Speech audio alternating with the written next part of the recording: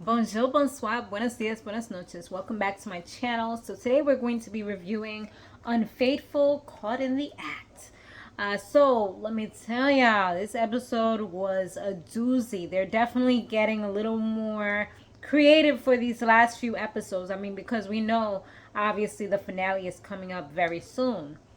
And so Kori and George, those are the two that we're talking about. And Kori, she says that she's been with George. You know, they started off from, they kind of grew up together and he started acting different or whatever. And you know, that's how things usually go down south, is when one person starts acting different. But they were friends, became lovers. She recently had a miscarriage. She was 6 months pregnant, and pretty much the child came out and it was over. And so, you know, that had a really big impact on their relationship. She said that he didn't go to the hospital, he wasn't there when the baby died or any of that. So he wasn't really involved, and he didn't seem like he was too excited either. He's a photographer. He be having girls shaking their booties in his face. And, you know, they used to talk about marriage before, but now it's just like kind of non existent. They don't really talk about that stuff anymore. So, yeah, like she's seen him do things with like, well, he does naked photography. So she's seen that, even though he blocked her from it. One of her people had told her about it, and she had to do like a little investigation looking through them. So that's number one. And she did mention that she has a government job, so she got benefits and all that. But another thing that she saw was that he was having inappropriate conversations with some of his clients. You know, they just seem a little too comfortable. So that was like another thing that kind of was a red flag for her, which made her want to do this investigation and bring him on the show. So now, you know, they do the investigation or whatever. They see him go to a jewelry store. They didn't see him give the jewelry to anybody, but just, you know, he went to go buy some. Next day, didn't really have too much action. Third day, there was a whole ton load of action, let me tell you.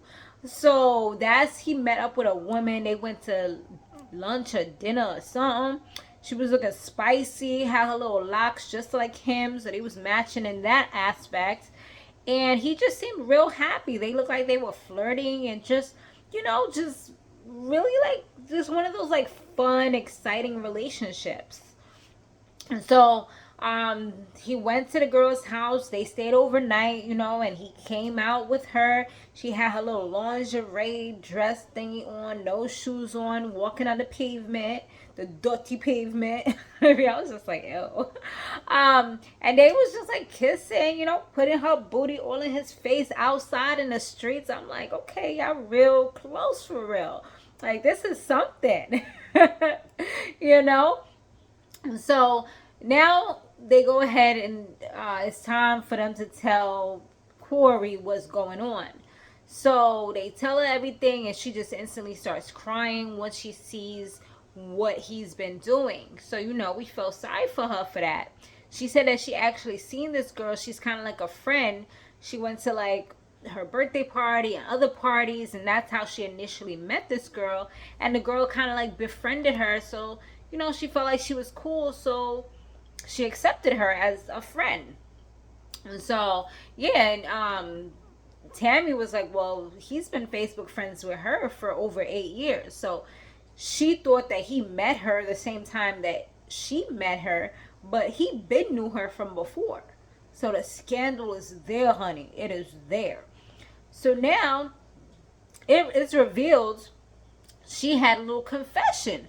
So I'm like, what could this lady be confessing? Lo and behold, she says that she's been out in the streets. Okay, she she got herself a boo thing to replace him because she knew he was doing something wrong. Tammy instantly got upset. Like, nah, you playing with me for real. Like, you didn't say that when you first met me. You could have said these things. You got me out here doing all of this. All these things cost money, time, energy to do. Like, this is not a game at the end of the day. Like, I feel sorry for you.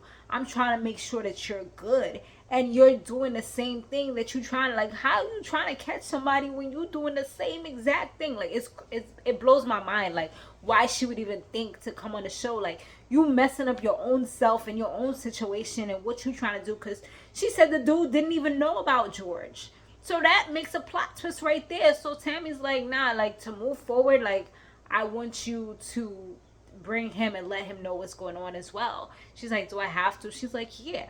You know, Tammy's trying to keep it professional, as she said, but she was getting vexed with her because it's like, you're playing with me, you know? Like, you taking my kindness for weakness. Like, don't act like you ain't seen me on Basketball Wives. I mean, that's what I was getting from what she was saying. You know what I mean? Oh, I mean, it was real funny though. So yeah, she said that she's been doing that. And they asked like, how long have you been doing it? Come to find out, she's been doing it for over a year and a half. So she could have actually been the one who started this whole fiasco and not him. She just mad that he's doing it too or something. You know, maybe it was times where he wasn't giving her enough attention, but she just went out and started doing it. Coach Ken tried to say, you know, this is called cushioning, where you kind of have somebody to fall back on because you know that the relationship is falling apart. And I've seen that so many times. Also, in narcissistic types of relationships where there is a narcissist involved in the dynamic, a lot of times when the narcissist is ready to discard you, they will make sure that they have someone lined up, you know, before they do it, so that they will never be alone. You know, so that's it. She's almost doing it in that aspect. I don't think she's all the way there, but it almost was seeming like that. You know, it was like a thin line between cushion and narcissistic discard, trying to have somebody on standby. You know what I mean? So that's where I was seeing it from a, you know, relationship kind of standpoint. Based upon just how she was. I was just like, damn girl, like, you had us out here feeling sorry for you. And when she left, both Coach Ken and Tammy were both like, but hold up, like, how she even know that this is George baby if this is what happened? You know what I mean? Like, she was doing both of them at the same time. The plot thickens. So now they go ahead and they have this guy. They have Anthony.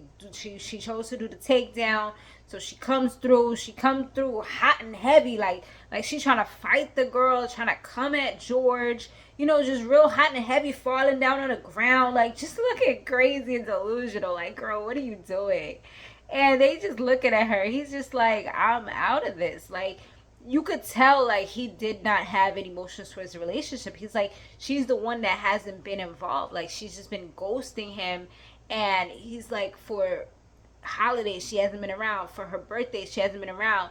When he calls her family, like, they're acting like they know something that he doesn't. So he feels like he's out of the loop. So he just slowly started pulling away because it's like, what am I here for? You know? So yeah, he was completely like, I feel like he was just detached and just good. Like, he's like, I'm here with her. Like, you know, he said it more than once. Like, there was no like, I want to be with Kori at any point. You know, it just didn't seem like that. And then once Anthony walked through the door, that just brought a whole nother level where he was just like, F you. Without saying the words F you, he said F you. Like, I don't F with you anymore, ever again. Like, you played yourself. Because Anthony was looking like, what is going on here?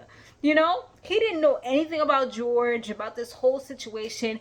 And when George started talking about the baby and stuff like that, he's like, he got mad. Like, he was about to fight, talking about, don't talk about my son.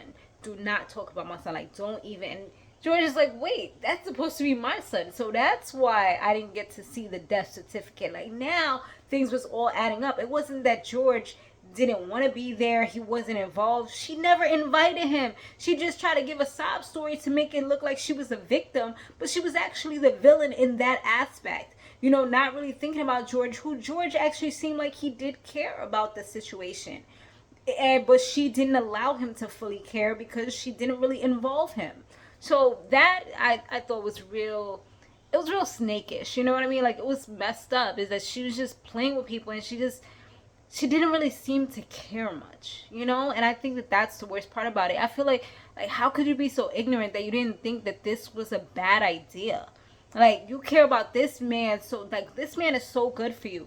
And it's like Ken said, like, it's almost like Anthony was a constellation prize for her because she really wanted to be with George. And she said that numerous times. But because George no longer wanted to be with her, now it's like, okay, I'm going to put all my eggs into Anthony, you know? And now Anthony has all this processing to do because he's realized that he's been gaslit. He's been manipulated. He's been lied to, you know, for over a year and a half while he was actually around her kids. They were doing holidays and birthdays and all these things together. Like, he's like, it goes to show you that you could have everything. You could give somebody the world and they could still be doing them and you wouldn't even know. You know, like, I think that really messed his head up because you could just see, like, he even said, like, the whole death of his son, like, that changed him forever because just to see somebody so, like, helpless and just literally pass away in his arms, like, you know, just hearing that, like, ugh. I'm such an empath that I just felt it inside me. Like, I literally felt his pain, his hurt, like, just everything. All those emotions just hit me at once. And I'm like, damn. Like, I could see and I could feel that this man was a genuinely good person.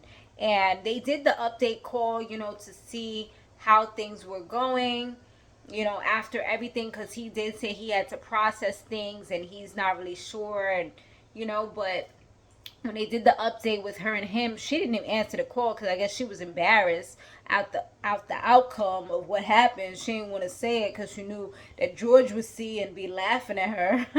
But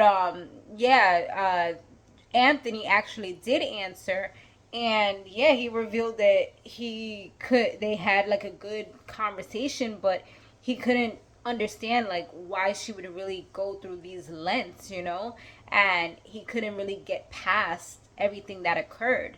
So he's back on the market, like he's single. And you know, like I said, he seems like a genuinely good person that deserves a lot better and to be respected. It doesn't matter if you're male or female. It matters that you're a human, you know, and you cannot treat people like shit and just expect them to be there for you. Oh, like, oh, now my relationship that I wanted to work. Like, she would have literally, it sounded like she would have threw away Anthony if George would have said, you know what, let's try to work this out. You know, and that's the messed up part. And he realized that. So I'm happy that he didn't stay with her and say, like, okay, like, let's see where this goes or whatever. Nah, like, she lost you. She lost one. You know, and now she's going to always think about him as the man who got away or whatever, or how she fumbled the bag. Sometimes people got to go through life lessons to learn and grow. And hopefully, we're going to say hopefully, because some of these people, they just keep on going through the patterns over and over and over again. You know, they don't learn. But hopefully, you know, learn and grow and don't continue on the same path, toxic path and toxic cycles, you know. Well, I could talk about this topic forever, y'all, because, baby. But thanks so much, y'all, for watching. Let me know what you thought about this episode down below. I'll see you guys on the next one. Later.